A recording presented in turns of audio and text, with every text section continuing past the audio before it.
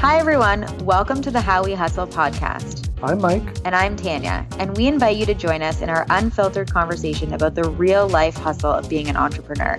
For more information about the podcast, check out howwehustlepodcast.com. Make sure to check us out on Instagram at How We Hustle Podcast. You'll find information on new episodes as well as notable quotes from the episodes we do. So come check us out at How We Hustle Podcast on Instagram. So I feel like it's been a bit of time since you guys have heard a little bit about Mike and I. And so we figured we would talk a little bit about things you might not know about us, things that are happening in our business personally, and a little bit of our backstory. So Mike, why don't you start off with how you became an entrepreneur to begin with? I have been an entrepreneur for so long. And I guess entrepreneur, what does that really mean? To me, it's like a mindset. Yeah, but I think it's more like you haven't worked for someone. So You've never had a job. I haven't received a paycheck in about 10 years, with the exception of teaching snowboarding with you, Tanya. That was a few $100 a year. That's how we met. We taught snowboarding together. We both did that as sort of just a fun thing to do on the weekends. Fun thing. Yeah, that was just like our hobby. So that's how Tanya and I met many, many years ago. We just had the same hobby. So we started snowboarding together on the weekends. And we connected on a deeper level. Well, I think that, Mike, you blew my freaking mind because I'd never met an entrepreneur before in my life. I know that sounds strange, but my whole family was like 9-to-5ers and everyone I knew was a 9-to-5er and they were very successful. But I'd never met an entrepreneur. It was like kind of like somebody on TV, like on Dragon's Den, which I don't even know if it had started back then, but it was some figment that I thought that regular people were not entrepreneurs. And then I met you and you were right in the thick of building your business, like working late nights and working really hard. And I was like, whoa, but then I will never forget this day. I tell the story to people all the time, Mike, where I remember you called me at work one day and you're like, want to go snowboarding there? Because it had just snowed so much and we live in Toronto, so it's not exactly mountains over here. So if it snows a lot, that's like a big deal. And so I said to you, like, what do you mean? Can I go snowboarding today? Like, I'm at work. What are you doing? And you're like, well, like I work for myself, so I'm going to go snowboarding because it's going to be really nice up there. And I thought to myself, that's bananas. Like, I can't believe he gets to do whatever he wants. Whereas I'm sitting over here, I have 10 days of vacation. I can't even take the whole 10 days of vacation all at once. And I feel like I'm so like in a prison and you are just a free bird over there. So I guess what I challenged you to do was to get out of your existing paradigm, if you will, and redefine what success might mean to you, because you had this idea in your head as to what it meant to be successful. And you were following that track, which to you was, you go to school, you get a corporate job and you work that ladder. And that to you was success. And I guess you meeting me and us having our conversations, I guess I opened your eyes to, what a different path might look like. Mm-hmm. And what I, always like to say is, wealth comes from time, not necessarily from money. Money is really just a tool that you use to buy time and other things too. But that I think is how I challenged you to see things differently. So I want to know, and I don't actually know the answer to this question, Mike. How did you hear about entrepreneurship? Like, did you always know that was a thing you could do? Because your parents are both like, one's a lawyer, one's a teacher. I mean, he's a professor, right? And an author. Yeah. So it's hard to say.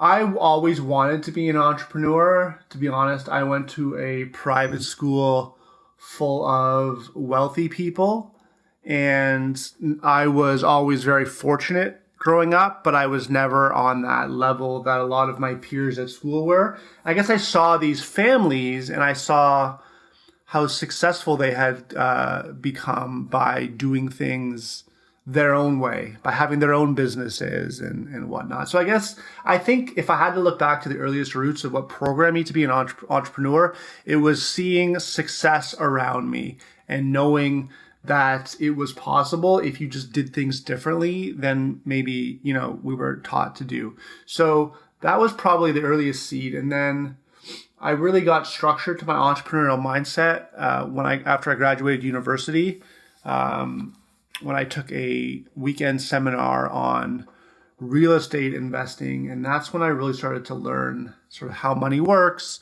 and how a lot of the things that we've been taught are very limiting and aren't going to get the results that I wanted to get. So that's sort of when I began my journey into figuring things out. And then from there, it's really just been figuring things out. Mm-hmm. That's so interesting because I've never actually asked you that question. So I didn't even know how you knew about it. Because I knew your parents, they were not entrepreneurs in the typical sense. Your dad is now, I guess. And so I just kind of wondered where it came from because you were definitely my first person I even knew who was an entrepreneur. And now I'm surrounded by entrepreneurs. And I think it's something that I've surrounded myself with because those are the people that get you and that are on this path and what Jackie and I call daytime friends. There are daytime friends, people that can do things during the day. That's funny. I call them 10Xers. That's how I like to call it. 10Xers. Okay, your name is probably better than ours. It's we're oh my gosh, you're a daytime friend. People that you can hang out with during the day, during the week. So, but I mean, even at the golf course, people are like, "Oh, Tanya, are you still living that retired life?" So everyone thinks I'm retired, even though they don't see that I do run a business. It's just that I have a lot more free time than someone who goes to a 9-to-5 job. And on a weekly basis, my mom asks me, with trepidation in her voice, she's like, "So, how's the business going?" And that's her way of being like, "Is it still working?" What? 10 years later, are you still okay? Are you living on the street? Mike drives a really nice car and lives in a really nice apartment. Are you still able to pay your bills? Yeah, no, she expects me one of these days to throw in the towel and move into her bedroom, her spare bedroom. But so far, so good. Yeah. So why don't you tell us a little bit about what you're doing now in your business? So for those of you who don't know, I sold my business last summer. So that's a writing business I had been working on for over 8 years. So I sold it last summer because I really just wanted a change. I wanted to reinvent myself. I wasn't waking up in the morning with purpose. I wasn't waking up feeling like I was making an impact. So I just decided to make a change. So it's been about can we just go back to that for 1 minute and also say that your old business was almost fully automated. So you were not exactly connected to what was happening in your business also. Because I think that's a big thing that I want to pull awareness to is we talk about automation in our podcast a lot, but there are some things that you don't want to fully automate so that it takes you completely out of it and you have no interaction with people because it can lose its purpose and its fulfillment. I actually heard Grant Cardone say something really interesting the other day. He was saying how he was at some rich person's country club and he was, hanging out with all these really rich people and they were absolutely miserable. And then he went out into the garden and he saw all these gardeners just laughing and having fun. And his point was, he's humans were meant to work. Mm-hmm. And that's where we get our purpose, our joy, and our happiness from is being productive. So that's really something that I fell into the trap of. I'm not going to call it trap, but I fell into the pattern or whatnot of I had automated my business. I was making cash flow every day, but I really wasn't necessarily, I was happy, but I wasn't fulfilled. Yeah. And because I wasn't fulfilled, I was just kind of doing things like mall walking. Yeah, but I was really just I was waking up and just being how can I consume today? How can I, where can I go out for lunch? Where can I spend money here? It was all really just how can I spend money to justify the way I'm making it? And I don't know. I just felt empty. So I just decided to sell my business and reinvent myself and start over. And part of that was me telling myself, oh, you're so successful. Whatever you do next will be so easy and successful. And that has been a little bit of a wake-up call. but also really good because, reinventing yourself just because it's not easy doesn't mean it's not important. And, the last year has been more challenging and more rewarding than I necessarily thought. But would I change anything? No, because if I didn't make that decision a year ago, it would just be a year later and I'd still feel the way I felt. So even though I've had challenges in the last year that I didn't necessarily anticipate, I'm that much closer to just, being more fulfilled. So I guess my point is that like entrepreneurship is just always just a journey. And the key is to see it as such. Never like assume that you're at the end. I was thinking about this earlier today. Like you're never at the end. Doesn't matter how much money you have. Doesn't matter what. Like you're just on the journey. There's no end to it. And if you think you're at the end, then that's when you're going to start to have like problems. One of which being probably a lack of fulfillment. So just enjoy the journey for what it is and just have a good time. It's interesting that you say that though, because I remember like where I was when you told me that you were going to sell your business. Like I remember like it was yesterday. I was in the TIFF building. Like I remember being on the phone with you and you telling me that and me like having to sit down to be like, what? Why? And then you telling me that you were going to start a new business. And I remember thinking like, because I was in the thick of it then. I was like, oh gosh, like, does he know what he's getting himself into? Because like you haven't had that in so long that I was like, secretly, I thought you had forgotten like how hard it really is at the beginning. And it doesn't, and like hard meaning like it's like uncertain and you're learning so much and there's a lot of like newness, uncertainty and newness and like trying and like you're having to experiment with different ways. And I think that I was like, oh gosh, he doesn't know what he's getting himself into, but I will support you through whatever you want to do. Like, I obviously don't think that it was good for you to like stay in a business that wasn't feeling like that didn't feel fulfilling. Cause I remember when it did feel fulfilling for you. The fulfilling part of it was the struggle, the struggle and growing through the struggle. Cause that's what gets you up in the morning and that like, being like, let's do this. And then you go to bed at night being like, I'm that much closer. But when you're just stagnant, it's like, this is just, it's not really fun.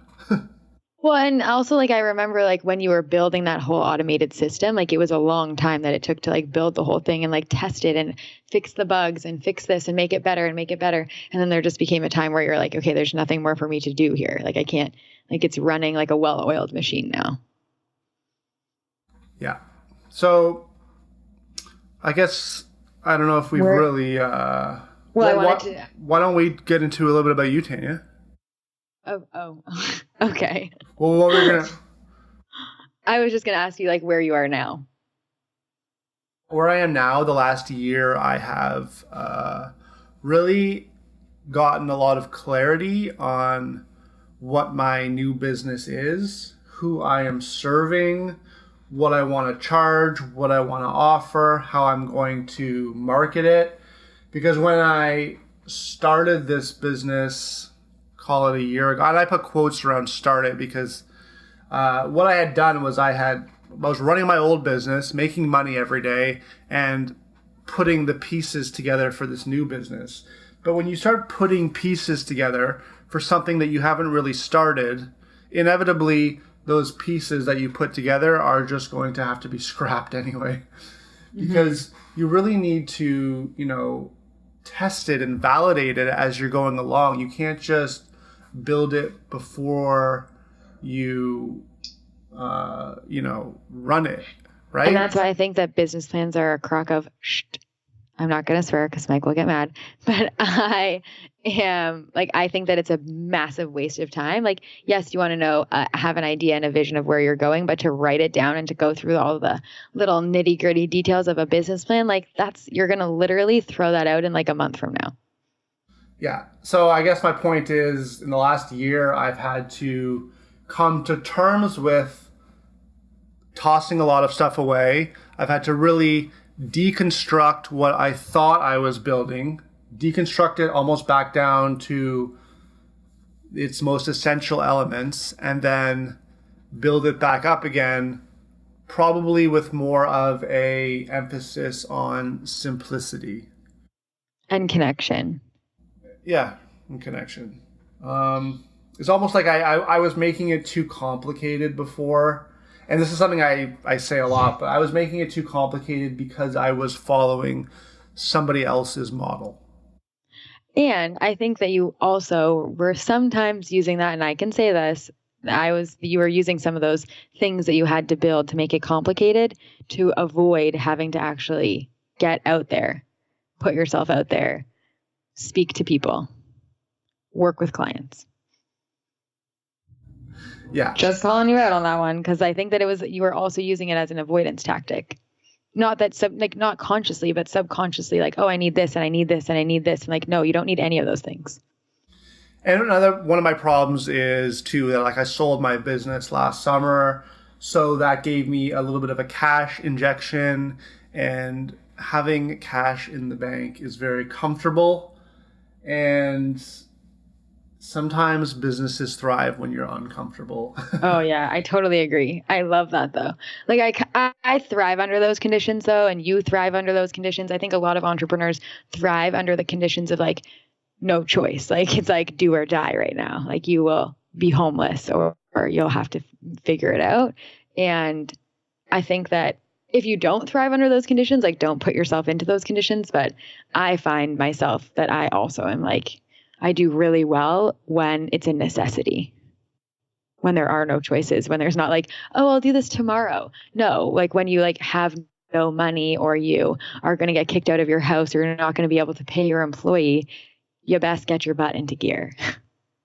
Yeah, exactly. And you start to reconsider, you doing the things you didn't want to do before. Yeah. Like a Facebook group, like talking about it, like selling, like pushing people on sales calls, not letting people off the hook. Oh, you can tell me tomorrow, no problem. Yeah, let's just say that it's a different kind of fire underneath when you, and it's good though. Like I love being uncomfortable. I don't say I love it, but it's like, but we do. It's what drives me. It's what drives you. It's like being comfortable kind of sucks. The problem with being comfortable is there's no growth. Like I could have run my last business for many years and just, paid my bills, gone on trips, gone to restaurants, but I would have probably not gotten to the next level. So honestly, I just had a vision of you being like an old fat man sitting on a couch. Which wouldn't have been you. It would have been an old man with like a walker walking around the mall, but still. So it wouldn't have been good. I really believe that you gotta take yourself out of your comfort zone, and that uncomfortableness will probably last for longer than you planned. But at the end of it, you'll see that the universe had a plan for you. And it was better than you. I always say this or something better. The universe has a better plan for me than I had for myself. This or something better. When things don't work out, it's because something better will. And don't be scared to change. Like that applies to. Oh, that's my favorite. Yeah. That's for like everything in life. But when you are scared to change, and there's lots of things I do in my life to try and make myself more comfortable with that, but I live a minimalist life, and living a minimalist life makes it easy to be nimble and change because there's less that you're stuck to. When you have fewer things that you're stuck to, you're just more nimble and you can roll with it, and you're not, thrown off. Travel more. Yeah, travel more, and just the more you shake up your context, the better you're going to be able to handle changes in this and that. So, So really just embrace change for what it is, because change is where you grow. The universe's way of pushing you along. And if you resist it, you are resisting your next best self. And I mean, the universe won't stop. If you're supposed to do something, it's going to just keep throwing things in your way. Life is fluid. It's supposed to be fluid. Every day is supposed to be different than the one that just passed.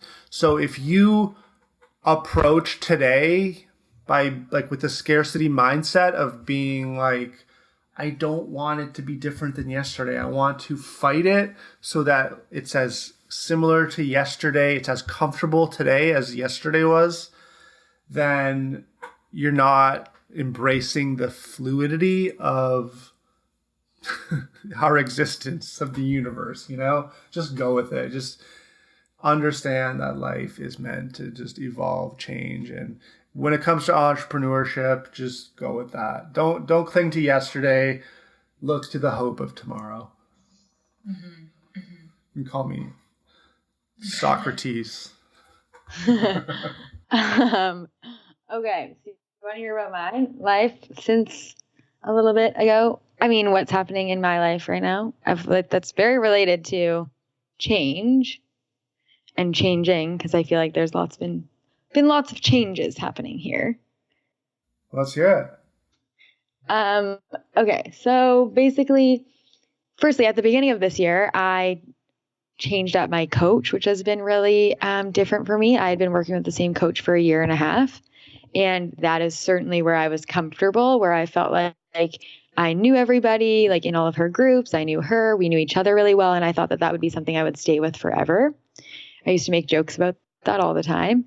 But I actually see from the other side now that I've changed it up, it's not that one's better or worse. It's that I think that it's important to change that up, because it changed up the perspective. It changed up the ideas. It changed up what level I'm at. Like, my coach now is a coach that helps you get to 7 figures. So there's different problems and different things you need to put in place in order to go from 6 figures to 7 figures, basically.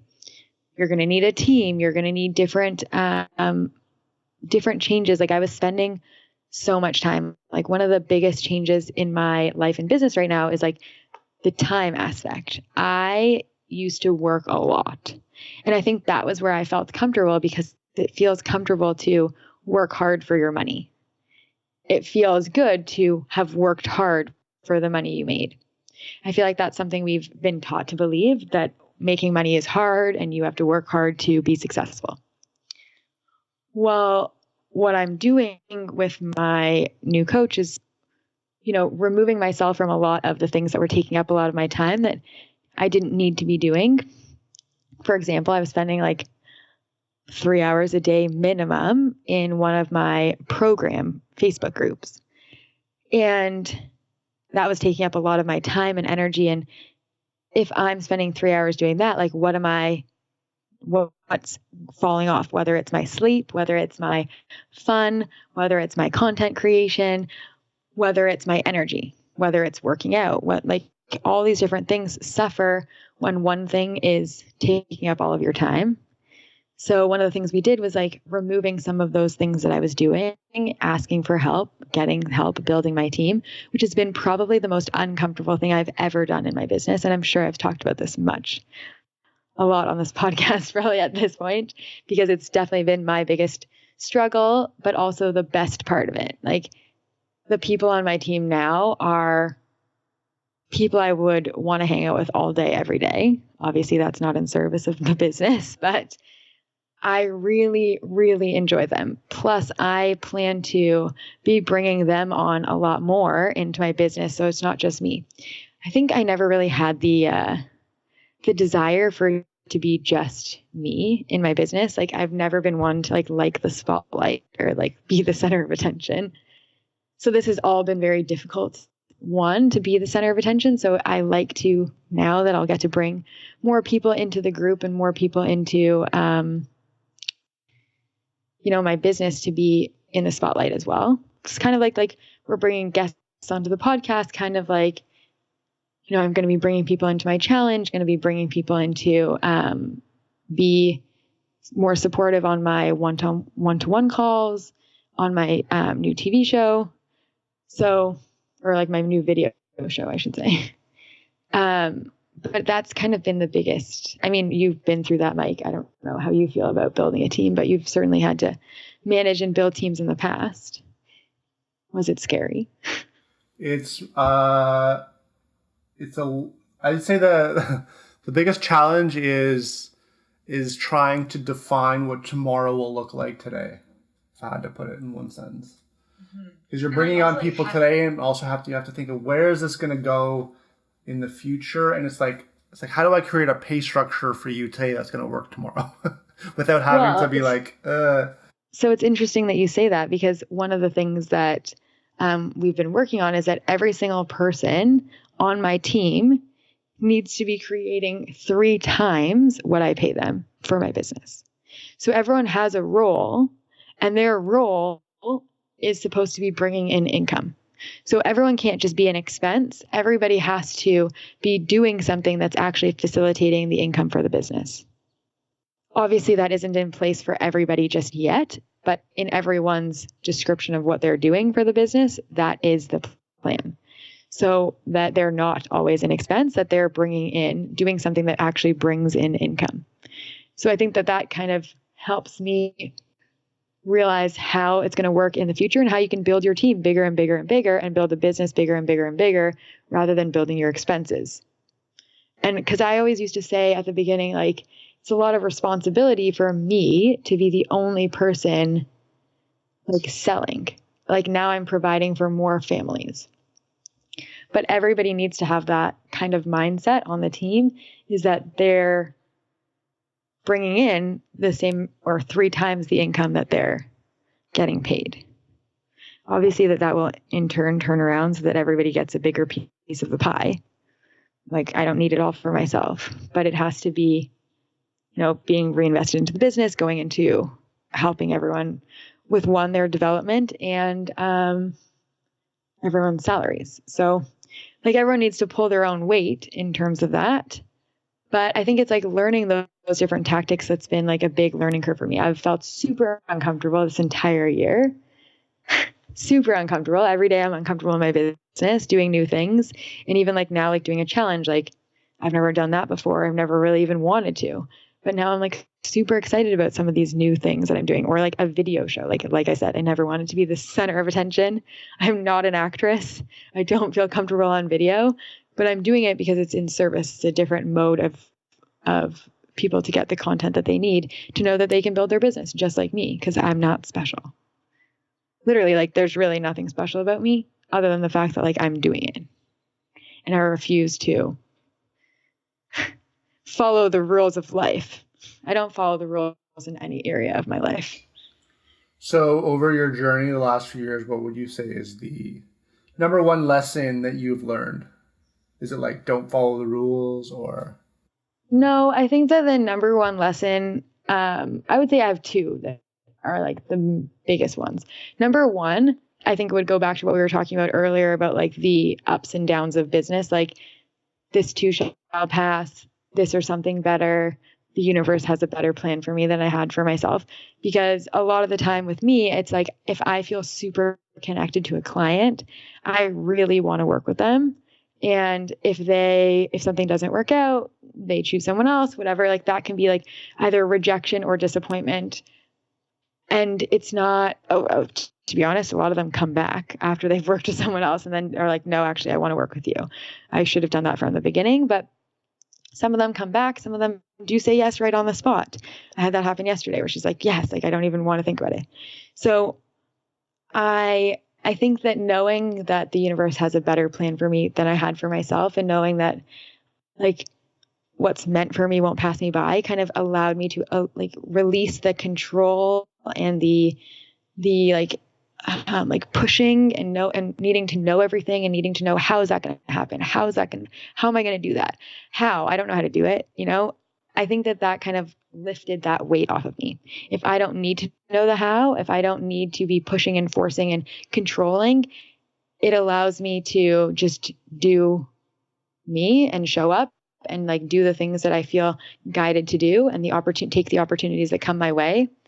For example, this video show, like, as I said earlier, it wasn't something I really necessarily wanted to do, but it was just something that kept coming up. And I kept talking to this guy and he kept coming up, and like, it was just like, shh, or get off the pot. It's like this opportunity, this guidance keeps coming up for you. Like, follow it, just do it. Like, stop pushing it away and stop saying no. And just, if it keeps coming up, know that it is meant for you. If you don't take it the first time, fine. But if it comes up second and a third and a fourth and a fifth time. Like, just listen already, go where you feel guided and where you're being guided to go. So number one, knowing that it's all going to work out. You don't have to control. You just have to show up, continue, and not lose faith that it is going to work out. Because if you lose faith, if you start to doubt yourself, then that's more what you're going to see. Because there's enough doubt from everyone around you to go around you, and kind of like keeping a little bit to yourself so that they don't, you don't allow that to get in and hold you back from moving forward. Because most people have that friends and family doubt that comes in. So that would be number one, knowing that it's what's meant for you won't pass you by, and that you just have to go where you feel guided rather than trying to control everything. And then I would say asking for help. That is number one, the biggest struggle for me every day. Every day I think to myself, oh, I could do that. It would just take me a couple of minutes. And it doesn't just take me a couple of minutes. So asking for help is the biggest struggle I have had. And I know now that when I have the courage and the strength and the wherewithal to ask someone for help, I benefit. It shortens the timeline between me doing it and it getting done. And if I didn't have my team now, there's not a chance in hell that I would have been able to get to the point I'm at. What people see is the outside. People don't see what's happening behind my computer screen or inside my house or on my phone. They don't see what my life looks like, which is kind of why I wanted to even do the video show in the first place. But they don't see that part. They don't see all the things and all the people that are supporting me to help me get to and show up and do the things I'm doing. If you and I didn't do this podcast together, there's no way I would have been able to do this on my own. You and I both have our roles in the podcast, and that's how we keep it going. I wouldn't have been able to do it on my own. It would have been a lot more work to do on my own. Same thing with anything in my business, like sales funnels, Facebook ads, the content that gets created, the membership sites, all the workbooks, every client call, every training video, all those things are not all me. So I think knowing that when you ask for help, it's not a sign that you don't know how to do it and you're bad or you're failing or that you can't do it on your own. It's that everyone at the top got there because they had a bunch of people helping them get there. Very good. Lots of information. Do you ever struggle with asking for help? You don't ask for help that much. I struggle with asking for help? I guess I have to qualify that question. No, I think I'm pretty good at asking for help, but maybe I'm not. I'm trying to think of somebody that you've ever asked for help from. Me, Sam, who else? I love outsourcing things. Okay, you like outsourcing, but I'm talking about asking for help and how do I do this? I guess outsourcing, yes. I mean building a team where you can actually go to them all the time. I think that there's actually a good difference there that we should probably qualify too, is there's a difference between outside outsourcing and having a team. A team is someone that's there every day, and outsourcing is project based a lot of the time, where you have to hire someone for a specific project or for a specific amount of time. Whereas when you have a team, they're supposedly there for the long term, where you don't have to ask for help to different people all the time. I don't know if we hit it on the nose for what we started this chat to try and do, but I think we gave good insight into sort of where you and I are at and where we're coming at with this podcast. So I hope it's been put things into perspective for everyone, and we look forward to continuing this journey. And that's a wrap on another episode of How We Hustle. For more information, check out howwehustlepodcast.com.